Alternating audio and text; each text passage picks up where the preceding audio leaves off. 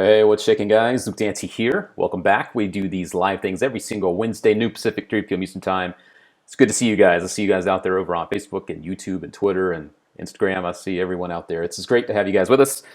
We're going to chat with Chris Philpott today all about his brand new release here, the Fadeaway deck. This is a beautiful piece of card magic that I can't wait to tell you more about.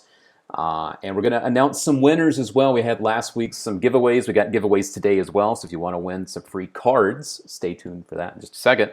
I'm going to jump right now to our winners from last week's show. We're giving away a book and a deck of cards. Here we go, our winners. We did one for Facebook, one for YouTube, just like we're doing today. Our winner from Facebook is the one on top there, Luis Sergado. He says his favorite book, which is what we asked you guys on Facebook to tell us, is Stars of Magic, which for me, yes, yes, and yes. I'm all about that life. He is going to pick up a book, which is why I had them do the favorite book. He's going to win the Buena Vista Shuffle Club book from Matt Baker. Very cool piece of magic. There's a whole lot of stuff in there. It's not just one thing. It's minimalism. There's close-up stuff. There's a whole section on memorized debt work. Really, really cool stuff. So that's what he's going to win. And our winner below that, you can see Jesse G, the Fantastic Magician. He is going to win a free deck of cards. All you guys had to do was tell us what your favorite slide is with the deck of cards. And he wins this deck, the Mono Zero R's. These are the red versions. He's going to pick those up just for telling us that. It's that easy, guys. You never know what you're going to pick up on these shows that we do. This week, we're going to do some giveaways for our friends, again, on Facebook and YouTube. This week, we have a brand new deck that just debuted about 10 minutes ago. These are the brand new Hinodes. Beautiful deck of cards. We're going to give these away to you guys. If you are watching over on Facebook, tell us what your first card trick was. If you're watching this on YouTube, tell us what your first card trick was. It's that easy. A couple looks at the cards themselves. There's the Ace of Spades. You saw the, there's the Jokers there. Always, people love those Jokers and the Aces. So there you go. If you want to win those, tell us what your first card trick was that you learned, and you are entered to win that. But today, we're not here to talk about that. We're here to talk about this, the Fadeaway deck, by the man himself, Chris Philpott. You've heard his name. He's been around the block a time or two. Now he's going to be with me right about now. Chris Philpott, how we doing, buddy? Luke, how you doing, man? I am good. It's good to have you here, man. Thank you for joining us. Thank you. Thank you. I made a mistake just before you introduced me. I started scratching my dog, who is just here. And every time I stop, he paws my leg. And so, he's like, what are you doing? If you see me, and I stop, there he goes, pawing my leg again. If you see me, sort of bouncing around here, no, I'm just taking care of my puppy. His name's Charlie, by the way. Charlie, that's awesome, man. That's funny. So if we see you getting distracted, now we know what's going on. Yeah, exactly. Cool. Okay, gotta center myself again. Okay. Well, congrats on the brand new release. Of course, this Thank is you. something that you're kind of venturing into a new area. People know you for this very abstract, cool kind of minimalism stuff. Yeah, mostly. And now you're dipping into the world of cards, playing cards, and gimmicks and gaffs. First deck I've ever put out. But you were talking about what was the first card trick you ever did? My first card trick was mental photography. There we go. By the way, Stars of Magic is the best. Let's go, dude. Book. Yeah, it's a good one. So that's cool because now we're talking about something that I would say takes mental photography like way, way, way up to the next level. Not just like, okay, it's better this way. This like opens it way up. Very cool stuff. I mean, it's I came up with this idea. I don't know if your viewers know that I was big into magic when I was a teenager. I went into the Houdini magic shop in Niagara Falls, New York, and somebody demonstrated metal photography, which is a trick where the cards go from blank to all solid to blank again, and it just fried me, just blew my mind, and it was so visual and so lovely. That's the only thing I bought that day, and it was like it was literally the first card trick I ever did. I adored it. And then I started working in a magic shop as a teenager and doing kids parties like a lot of people. But then I went into film and I became a writer and director for television for many years and left magic behind for ages. And only recently came 7, 8 years ago when someone gave me a pass to the Magic Castle. I moved to LA from Toronto to, because of film, not Makes sense. because of magic. And then just happened to wander into the Hollywood Magic Shop, and there was a picture of Orson Welles, who was my hero, and someone gave me a pass to the castle. And then my manager was like, "You're always talking about magic. Why don't you write about magic?" So I interviewed people like John Armstrong, and that's how who's a good friend of mine to this day, and that's how I got back into magic. And then so when I came back to magic, I always sort of came with this idea of having many years away from magic. And I felt like, oh, I'm never going to catch up. I'm never going to, all the sleights I was trying to learn from expert card technique, it's useless now. I'm 10 years from arthritis. I can't do it. But then I thought my experience working as a screenwriter and a director gave me certain other skills, and like wanting, people, you see in magic ads, they say like, this is like a special effect, and I'm thinking that's like a special effect from the 60s, Bewitched, when things just pop change, or George Méliès's movies, which are great and all on YouTube, by the way, but everything just changes instantly.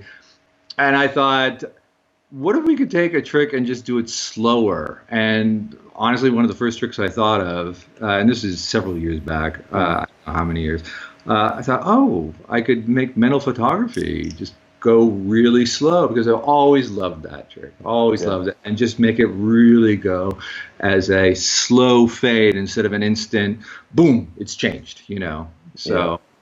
And we're gonna the magical moment. I'm sorry. What I was gonna say we're gonna show some of this too. This is you out on the streets in California, there down by the beach, showing off the. This is the version where the deck goes from printed to blank. You were just showing there, but now you've got a blank deck, and I'll let you talk through this. I'm sure you can see what's going on here too. People have definitely aren't sure what's going on. They're freaking out, which is always a good sign of what's going on. We got really good reactions with it. This is a version where you start with a real deck.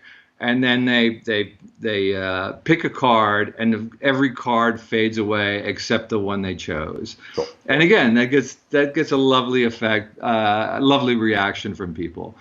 It's and by the way, that purple sky in the background when I'm narrating, that was just real. My daughter said, "Look at the sky. We got to refilm all your voiceover." Wow, that's cool. I really thought that was done in like a studio or something else. That's cool, man. No, that is totally just all a purple sky after the sun went down. I was just like, we got to do that. It's pretty. Cool. We're starting to get some questions pop in too, which is great. I was chatting and I could see things pop up, so I didn't actually read them. So let's start off with the basics here. And this is something that you and I talked about before. Mark would like to know, is the gimmick easy to work with? So why don't we get into the difficulty level of this, and then we'll kind of go from there. Okay. I consulted with a lot of people on how to do this, because I like to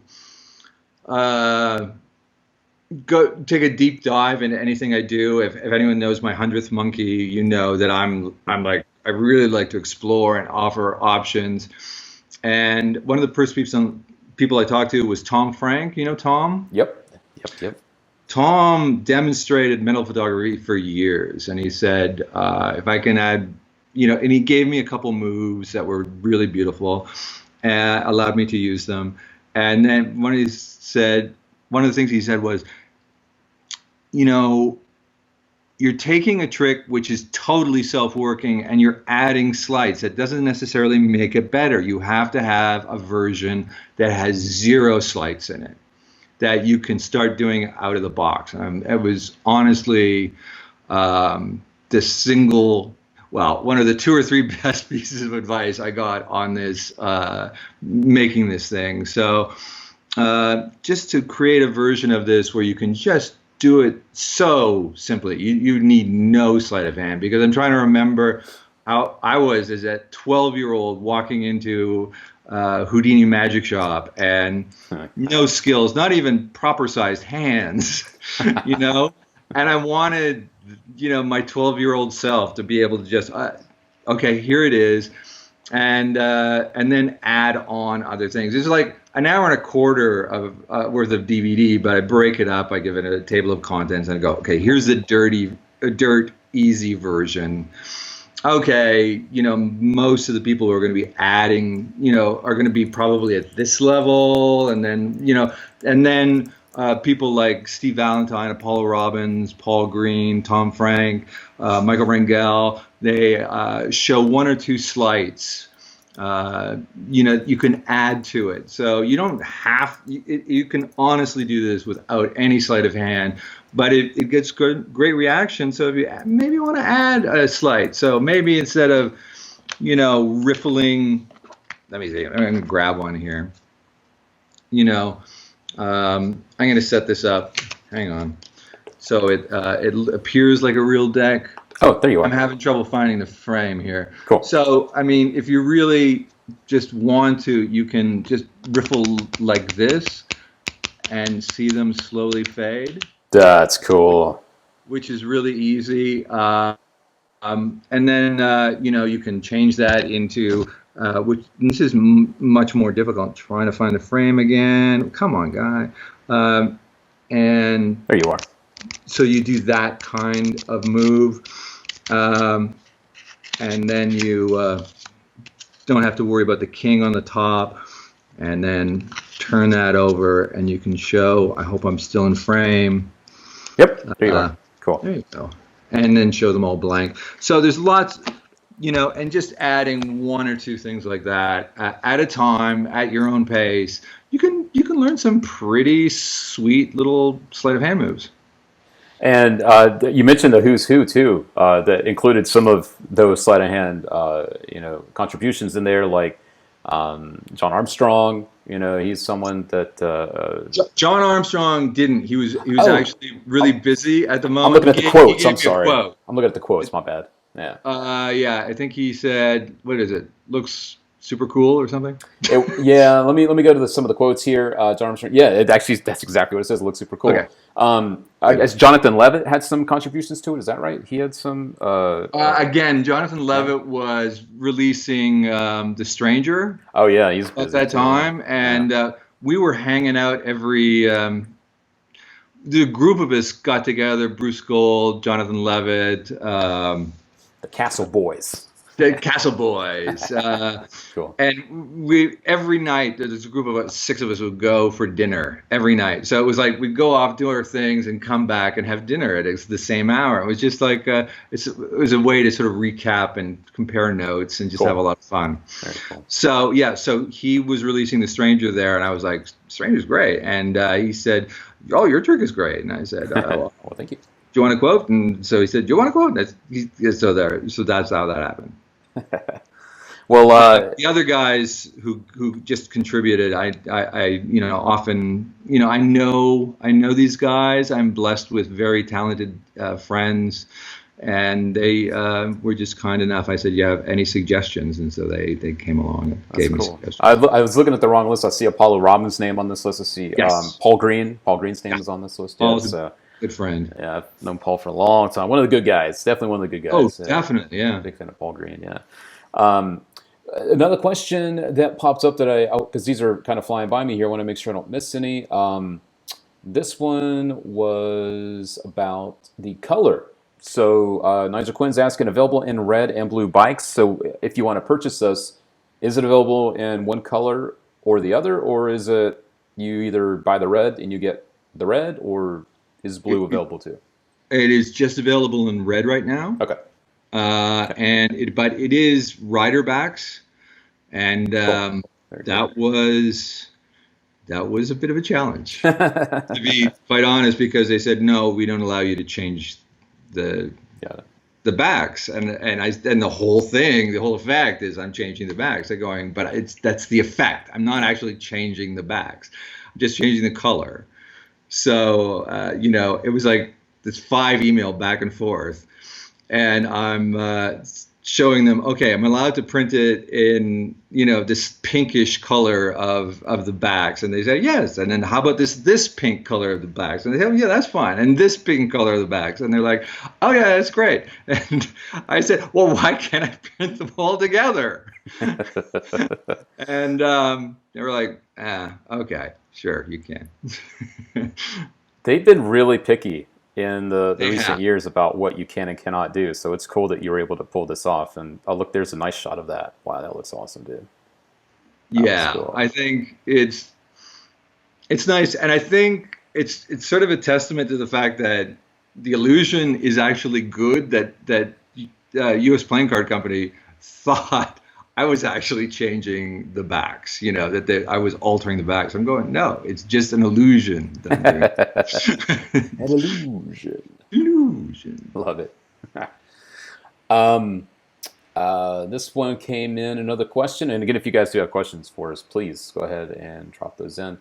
Daniel Ricks would like to know something, actually, not related specifically to this trick, but he mentioned one of your others. Was this filmed where you filmed 100th Monkey? Because it kind of looks familiar, he says, the scenery and where you're at. Maybe? Okay, I generally like to go down to Venice Beach to film the trailers. I'm not sure if he was talking about the trailer or... Oh, wait, no, he must be talking about the trailer because we're in pre-sale time right now. So he can't have seen the video, which is in front of my curtains, which are over there somewhere. I use those curtains as a background to every video I shoot. Got it.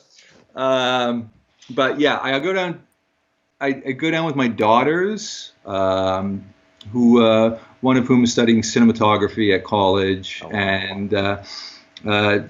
and so she's 20 years old, and we just go up to people, and I find if my daughters go up to people and ask them, "Do you want to see a magic trick?" I get a very high ratio of yes, like almost zero no's. Whereas if I go up to people, I'm like 50-50, because they're walking along the street, and sometimes they don't want to be bothered with you. So I get it. it's always really nice. And just saying, oh, I'm filming magic videos with my daughters is kind of it's disarming. It's like, okay, I'm not creeping on stuff. That's funny. Yeah, I can see how that might throw a little throw some people off. Yeah, a little bit. Yeah, or some people are just in a hurry. You have to get the That's slow true. walkers. Yeah. And sometimes people, you get these sort of you have to sort of make snap decisions. Sometimes people who are older, they don't really want to stop. Younger people are more like, oh, show me something cool. And sometimes you get with people who are like bundled up, you often get very closed down reactions. Got it. And whereas people, if they're flamboyantly dressed, they will often give you a flamboyant reaction. So you kind of, you learn to sort of prejudge people who might be good on camera. You probably figure that out pretty quick, huh? Yes. Speaking of being out in the public, being around people, Mark had a question here about the reset. Why don't we talk about that too? He says the reset, ?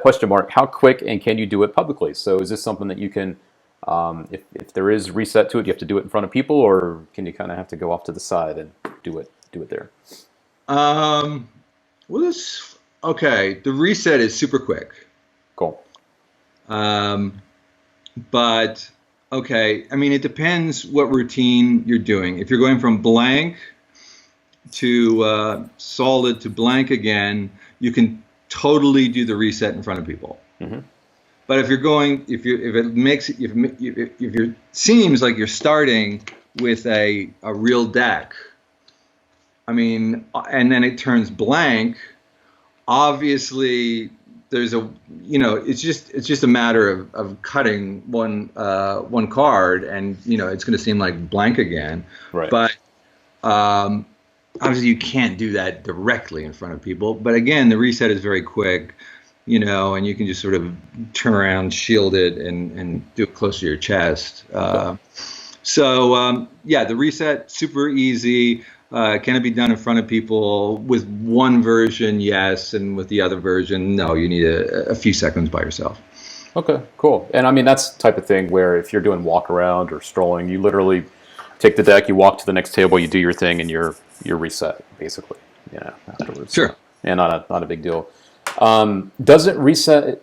Well, I guess you kind of answered that actually, so I won't go into that. That was kind of the same question. Okay. I was going to mention something too. We were talking earlier.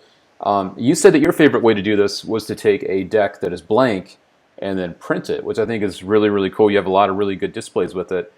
But I want to make sure that people understand something too with that there are a lot of very easy ways to do a deck switch. Because if you start out, and I wanted to mention this because as an opener, I think this is great that you can have this deck that's blank, and then you can slowly print it right before their eyes, and then you can go into any card trick that you want with a deck switch.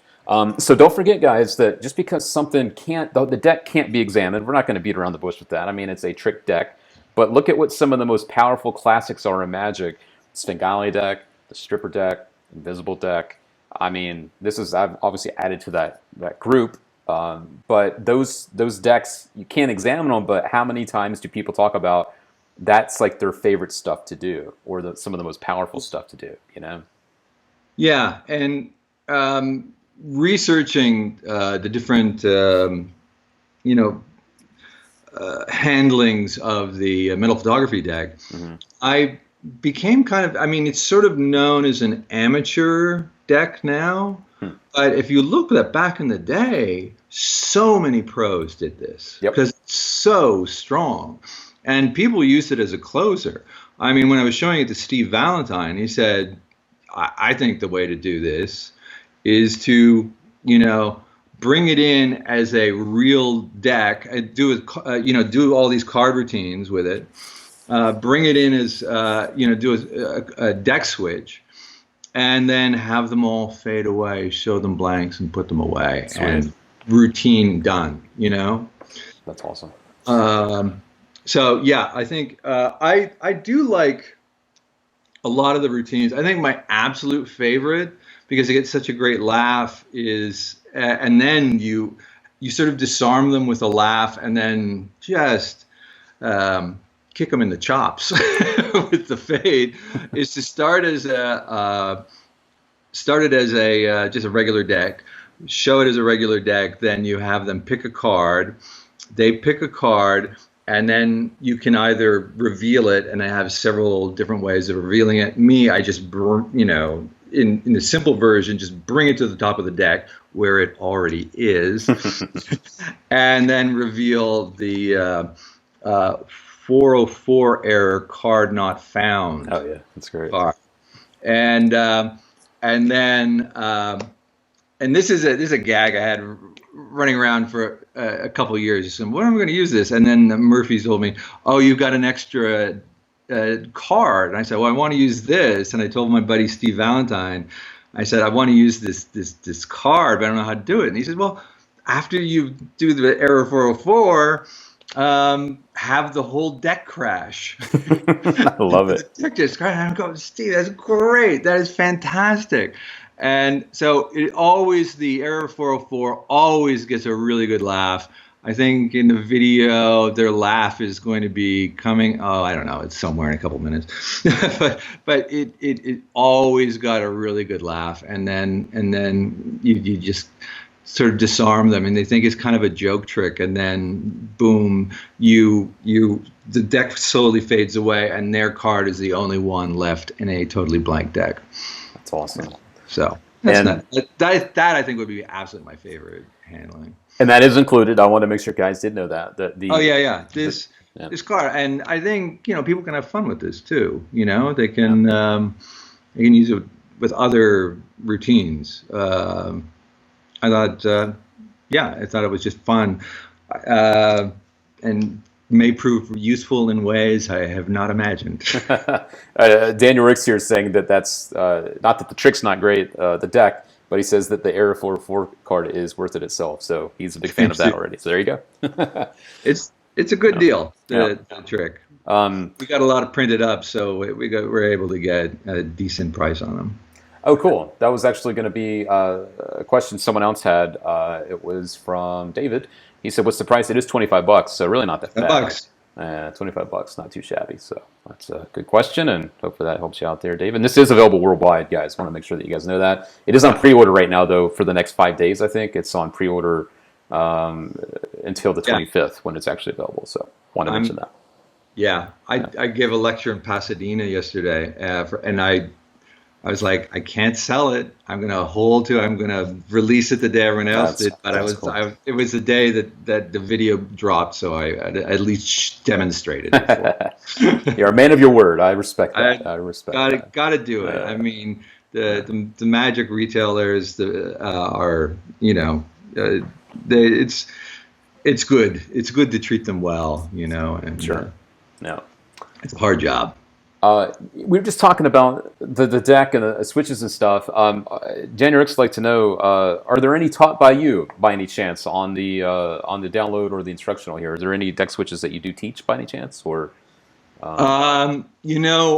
Once we got up to about an hour and 15 minutes in the video, I'm going, nobody's going to watch all this. I'm out. I'm done. I'm done. I said, shoot me a message on Facebook and we can start a Facebook chat group. And why don't we talk about deck switches there? Yeah. I don't think I'm, like a world expert on deck switches. There are people who know them more than That's me. Fair. So, I mean, you joined the Facebook group too, and you have how many deck switches that you know about? It's you mentioned the Gregory Wilson one. What was that one? Oh, Cold Case. Yeah, I was going to mention to some guys because I did mention that there's some easy ones out there, and someone did say that. Like, Luke, definition of easy. There's some that are self-working. Like Greg Wilson's Cold Case is pretty much a self-working deck switch. If you don't want to use sleight of hand, you want a gimmick that does it. That'll do it. There's my daughter coming in. Hello. She's like, what have I walked into? All right. Oh, good. That's great. And there's also a great book I want to say. There's my wife. Sorry. Hey, how we doing? The whole Philpott crew. All right. Long enough. Oh, I thought you were at 12:30. Yeah, you said 12:30. Well, yeah, I did say we were going. Oh yeah, we're a little late. It's okay. That's funny. You can tell we really are live right now. There's no there's no hiding that. Yeah. Also, there's a great book I want to mention too for deck switches, guys. Just so you know, Roberto Giobbi had a whole book on some really, really cool deck switches. And trust me, the deck switch word, and I'm saying this because of the deck that we're talking about, the Fadeaway deck here. The word deck switch shouldn't scare you. There's a lot of very easy ways to do it. Hell, I mean, you guys right now have a real deck in your left pocket, take the gimmick deck, put it in your right pocket, finish the trick, put it in your pocket. Literally, you can bring the deck out from your other hand and just bring it back together on the offbeat. It's like the Tommy Wonder version. Exactly. No one's ever going to think about it. So don't run when you're not being chased. I want to drop some heat right there. And that's, especially if you finish a trick with a normal deck of cards. There's great principle of magic. Attention drops at the perceived end of the effect. True that. And Steve Valentine showed me one. He says just have if you're sitting at a table, have one deck underneath your right thigh, and then you take the other cards. You have them in your left thigh, and then you just sort of shift your chair a little bit and bring it up with the other hand, just tucking one under one thigh and taking one away from the other. No one ever notices. It's just a beautiful, super simple deck switch. Absolutely. So if you guys are thinking about this and go, oh, no, but it's a trick tap. Okay, but it doesn't take that much work really. And don't get don't stress yourself out. Switching a deck is actually a lot easier. And like Chris was saying too, what a great way to end your act. To have the deck you've been using fade away into nothing. That's pretty rad too. So you could use this as a closer. And when you do a closer, it's literally okay, good night. And the curtain closes, or you walk away, and you're like, okay, let me put this away. I'm good. Yeah. So I think there's a lot of ways you can use this, and I put in 4 complete routines. Cool. Somebody suggested to me, well, it would be nice to demonstrate that this was like a real deck beforehand. So I have kind of like this ambitious card everywhere and nowhere where the card moves around to your pocket, jumps here, jumps there, just so you really create that impression that it's a real deck before they all fade away, and you don't have to do a switch in that routine. So I just wanted to provide several different options for people, because people have their own takes on what they want out of a routine. Sure. You know, some people maybe, you know, I want it super simple. Some have some slight chops and they want to show off.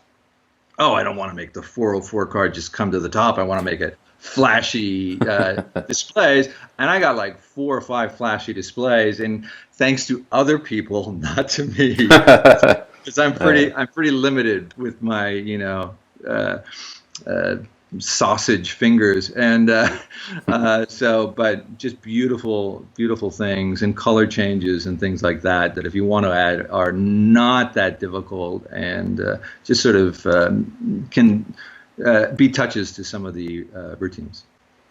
I want to give you some love too here. Adam Wilbur is hanging out with us today, and Adam says he opened his Castle Act with a sit-down mental photography.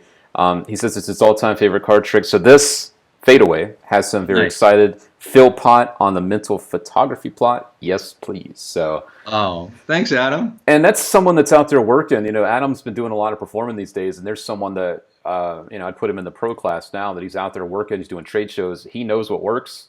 Obviously, he sees mental photography works, and he can see the power of adding this to make that even more powerful. So it's nice to see a pro peeking in and going, yeah, this is good. And again, there's a lot of really good quotes. I'm just going to throw out a couple here. I know we talked about the one from John Armstrong.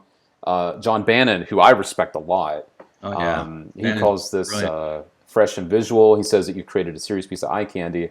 And he also says something that's kind of funny, which I could see being true, that when you first get this in the first hour, you're just going to be in the mirror kind of watching the cards fade away or be printed before your eyes because it looks so cool. I remember doing that when I first made up my prototype, just like, this works. I think this works. That's awesome.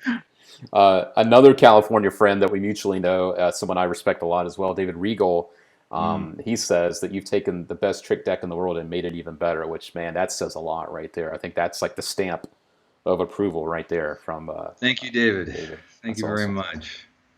That's awesome. Yeah, David's a great guy. And his new book is out. I have I got exhausted just reading the table of contents in that book.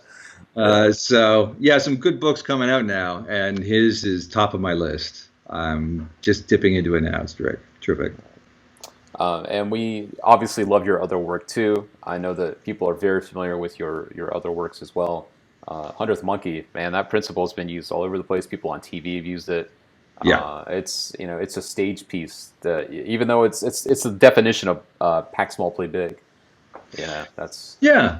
I think I was very gratified with how that was received and the variety of ways you could use it. I'm still coming up with things. I'm going to be sending out an update. Those who know, who have like 100th Monkey or Narcissus or Pantheon, they know I occasionally send out things.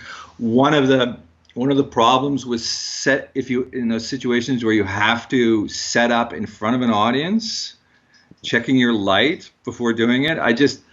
So I thought, oh, what if I had a card? I put down a card on the stage. You know, the show will begin in a minute, but you can check what it says, because close up it says the show will begin in a moment. So you can check your light, make sure everything's working fine right in front of them, which I love. That's cool. That's a very clever way. I'm just sending that out free to anyone who. So if you haven't registered, you're going to miss something there. But that's going out probably next week. Cool. Do you have something else you mentioned earlier? Sharing information. Have you officially started a Facebook group for, I guess, your line of stuff, or is there one specific to this that people might jump into? No. Or not yet? Okay. No, it won't take long to set this up. Oh, it started raining. Oh, I sent it to you. It's been raining in Vegas. In LA. We've been waiting for this. This is great. No, we haven't done that yet. It only takes a few hours to set it up, and officially we can't sell it yet, so we'll do that as soon as as soon as it's out, it'll be ready. I'll have posted, I don't know, something. One of our friends is saying that you do have a Facebook group though for Crossfire. Yes. Yeah. So Crossfire. I was mentioning to you before we went on that I went to do my first show in decades up in Vancouver at the Three Clubs convention. It went really great, and I closed with Crossfire. And anyone who saw the trailer for that knows, when I was practicing it at the Magic Castle, I got a standing ovation. Like, awesome. It's just one of those effects where it seems very real because you're doing mind reading and you're coming close, but you're not quite hitting it. And then, it looks like you only get half the words out of 8 words, that are chosen from a riffled book as you just go along the front row. And then you reveal in a very fascinating way that you had all the words all the time. So check out the trailer for that. It's like I vouch for it myself. That is my closer, and it's the one I'm going to keep on using as a closer for the foreseeable future. Cool. I was going to pull up this while you were talking about it. That is something that we do stock. So it's a book test. I want to make sure people understand that's what we're talking about too. But I mean, you just heard the reactions this got at the castle of all places. A lot of great quotes here. You do receive the book with that. You get the props and all the good stuff. So yeah, check that out. Like Chris just said, check out the trailer if you want to learn more about Crossfire. It is. It seems to be like a who's who have talked about this. Lior's on there, David from America's Got Talent. That's right. He was talking about it. So yeah, and the reviews since then. I haven't updated my own. Oh yeah, there's a nice quote from Richard Osterland. Oh, cool. I've got it here. Hey, cool. Nice. But the reviews since then that have come out in Magic magazines, and one day I sent John Lovick at the castle, and he says, "Come on down to the library. I got to show you the review I wrote about Crossfire and Genie." So he grabs it, and I read it. And he what did he say? We're being inundated with book tests now, but the ones that That's true. What was it?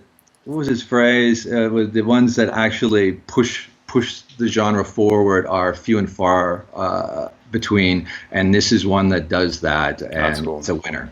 So yeah, thanks, John, for that. And Nigel's saying it has a nice kicker of a finale. So oh yeah, it's got nobody sees it coming, and when you nail all the words, and after you seem to have failed, and I think failure in mentalism is, I mean, we're used to Magician in Trouble in Magic, but I mean, I wrote a whole piece for Magic Magazine why I think there's a fundamental difference between mentalism, a failure in mentalism, and a failure in magic, because I think in the failure in magic, mostly it seems like you're just fooling, pretending. And in mentalism, if you just have the slightest bit of belief that you've really failed, it actually accentuates making people think it's real. Mm-hmm.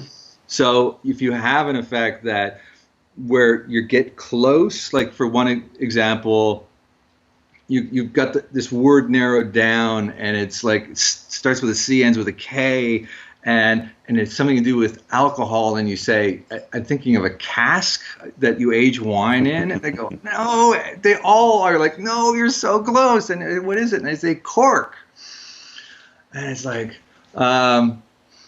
and if you can get away, I'm not even going to say that joke because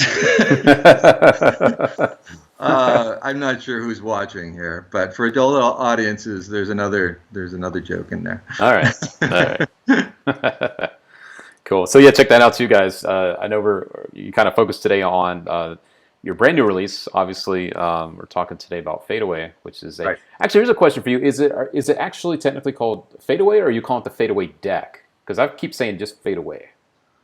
What's it say in the packaging? The Fadeaway deck. Fadeaway deck. Okay, cool. Yeah, it's kind of hard to see The there. Fadeaway. Oh yeah, let me get back to you. What am I doing on the screen? Get off there, Luke Dancy. There you go. Cool. There you go.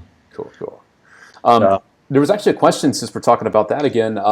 Mark would like to know, have you got any other card tricks being realized on the horizon besides Fadeaway? Because this is like the first kind of like card-specific thing that you've done. Are you dabbling or maybe thinking about working your magic on some other stuff when it comes to cards? Well, I mean, I did, and it's not really the first card thing I did. It's just my card stuff doesn't always seem like regular card stuff. Okay, that's fair.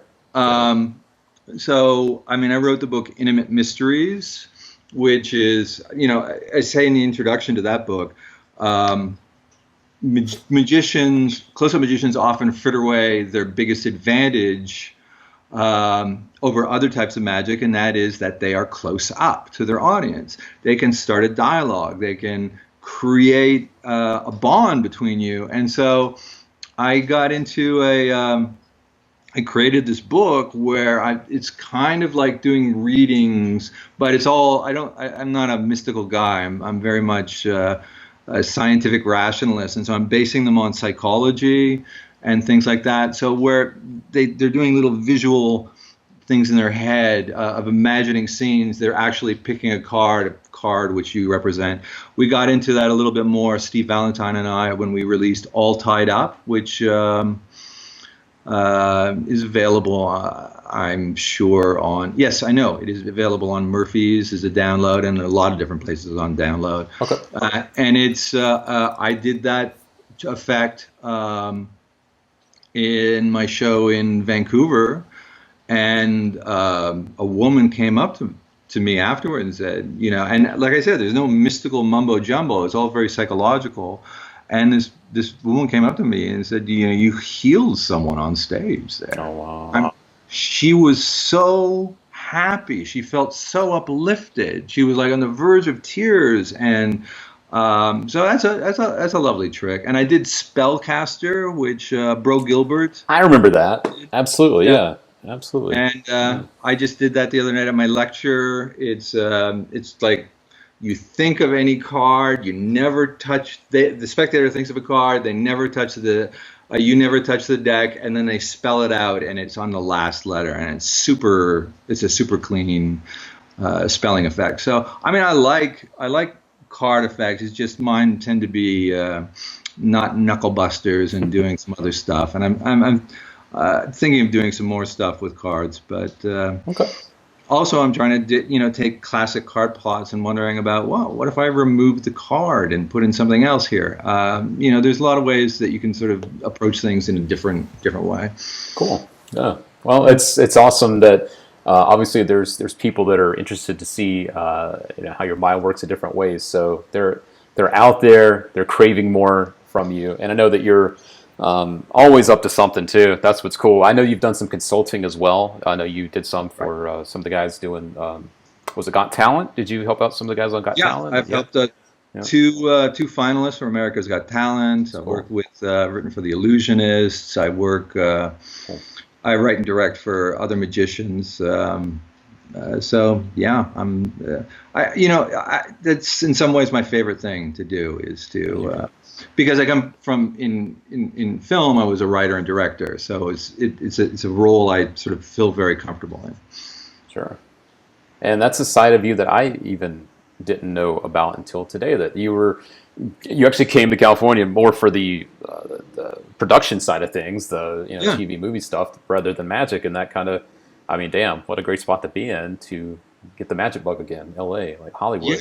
And I owed all of the Magic Castle, and some unknown guy who gave me a pass to it. That's all it's about. And in Canada, and the reason I moved down here is because in Canada I wrote and directed 3 films, and I started winning awards in the States, but not in Canada. I'm going, why am I sort of beating my head against a wall here? And so I moved down here, but here has its own challenges too. I mean, it's I've come super close to having some really big projects go. And after working for 3 years on them, seeing them, the studio saying, well, maybe not, or the network that we sold it to saying, I think we're going to pass. And we shot a beautiful magic pilot that the network just at the last minute, after telling us, oh, we don't develop something this long and then pass. And then 2 days later, well, we decided to pass.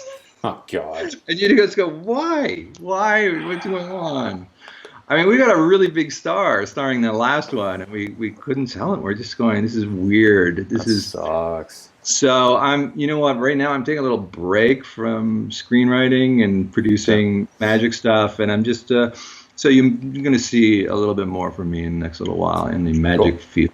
It's nice. It's just it's a warmer community. The magic community is just sort of a warm, kind of supportive community, which is a great place to recharge your batteries and just have some fun. Sure. We'll have to try to connect some dots later too. I've got some conventions I may have, since you mentioned you've been doing some lecturing too, getting more and more into it. I've got doing a lot of those, yeah. I've got some conventions I think you need to be popping up at, so we'll see what we can do. Oh, yeah. love it. Yeah, cool. I know we went way over, so I want to say I'm sorry, but that means that it's been a good time. So what can I say? It's great. I had fun. Thanks, man. I haven't seen you in a while, and it's nice to catch up too. Yeah, man. Well, I know that you're busy over there and you got stuff going on, so thanks for taking some of that time and putting it down right here with us. Definitely appreciate it. And as with anything, guys, whether it's this or anything, if you have any more questions, you can always post them in the comments. I definitely keep my eye on stuff. I'll make sure. If I see something, that I can't help you out with, I'm sure I could tag Chris in it and he could pop in and try to help you out too. But we are out there. We're here to help, which is why we're doing this too. So couldn't sit here and ask questions without you, Chris Philpott. So thank you for hanging out. Appreciate it, man. Thanks, Luke. I really appreciate it. Yeah.